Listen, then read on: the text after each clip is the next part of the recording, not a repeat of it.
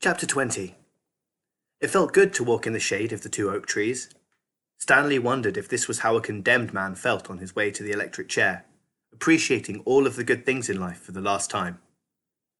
They had to step around holes to get to the cabin door. Stanley was surprised to see so many around the cabin. He would have expected the warden to not want the campers digging so close to her home, but several holes were right up against the cabin wall.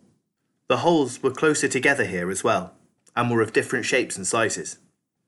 Mr. Sir knocked on the door. Stanley still held the empty sack. "Yes?" the warden said, opening the door. "There's been a little trouble out on the lake," Mr. Sir said. "Caveman will tell you all about it." The warden stared at Mr. Sir a moment, then her gaze turned towards Stanley. He felt nothing but dread now. "Come in, I suppose," said the warden. "You're letting the cold out." It was air-conditioned inside her cabin.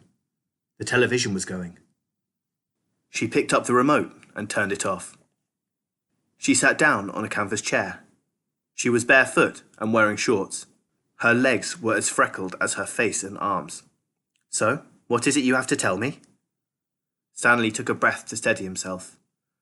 "While Mr. Sir was filling the canteens, I snuck into the truck and I stole his sack of sunflower seeds." "I see." She turned to Mr. Sir. "That's why you brought him here?" "Yes, but I think he's lying. I think someone else stole the sack, and Caveman's covering up for X-Ray or somebody. It was a 20-pound sack, and he claims to have eaten them all by himself." He took the sack from Stanley and handed it to the warden. "I see," the warden said again. "The sack wasn't full," said Stanley, "and I spilled a lot. You can check my hole." "In that room, Caveman, there's a small flowered case. Will you get it for me, please?" She pointed to a door. Stanley looked at the door, then at the warden, then back at the door. He slowly walked towards it. It was a kind of dressing room with a sink and a mirror. Next to the sink, he saw the case, white with pink roses. He brought it back out to the warden, and she set it on her glass coffee table in front of her. She unclasped the latch and opened the case. It was a makeup case. Stanley's mother had one similar to it. He saw several bottles of nail polish, polish remover, a couple of lipstick tubes, and other jars and powders. The warden held up a small jar of dark red nail polish. "You see this, Caveman?" He nodded. "This is my special nail polish. Do you see the dark, rich colour? You can't buy that in a store. I have to make it myself." Stanley had no idea why she was showing it to him. He wondered why the warden would ever have the need to wear nail polish or makeup. "Do you want to know my secret ingredient?" He raised and lowered one shoulder. The warden opened the bottle. "Rattlesnake venom." With a small paintbrush, she began applying it to the nails of her left hand. "It's perfectly harmless when it's dry."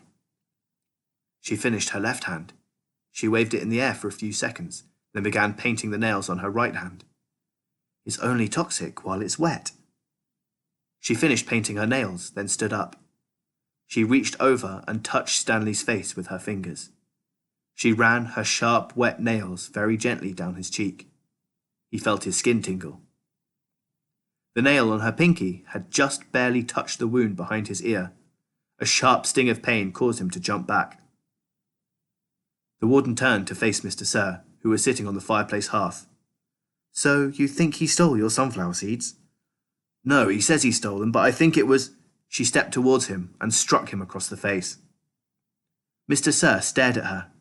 He had 3 long red marks slanting across the left side of his face. Stanley didn't know if the redness was caused by her nail polish or his blood. It took a moment for the venom to sink in.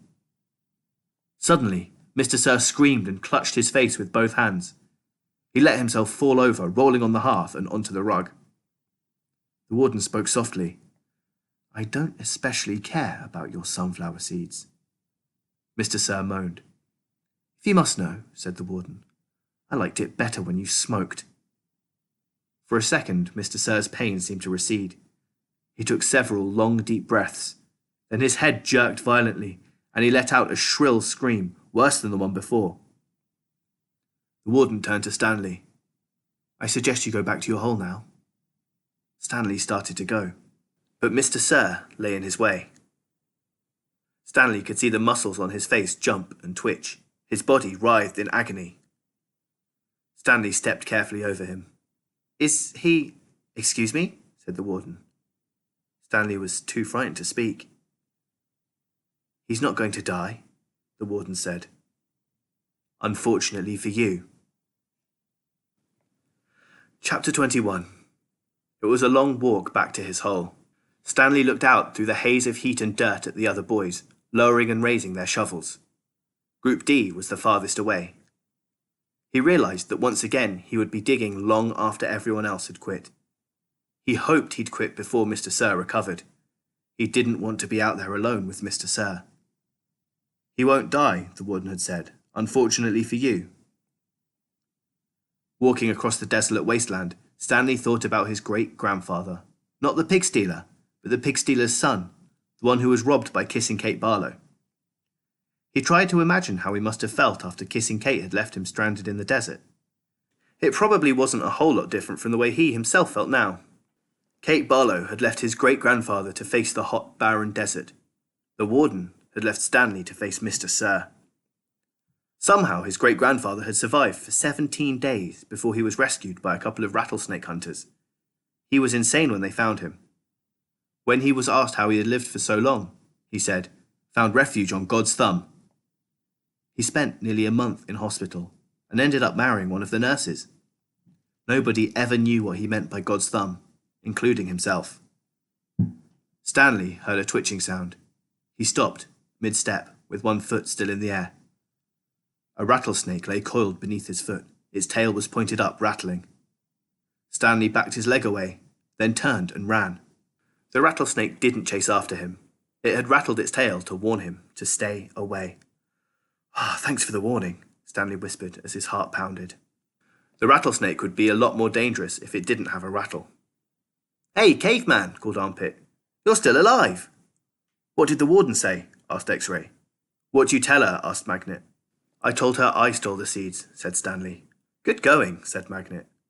"What did she do?" asked Zigzag. Stanley shrugged one shoulder. "Nothing. She got mad at Mr. Sir for bothering her."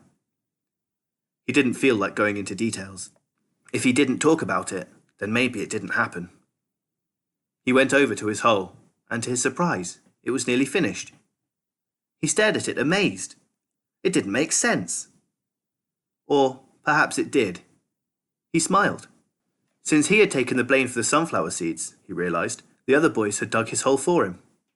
"Hey, thanks," he said. "Don't look at me," said X-Ray. Confused, Stanley looked around, from Magnet to Armpit to Zigzag to Squid. None of them took credit for it.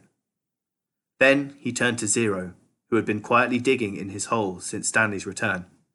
Zero's hole was smaller than all the others.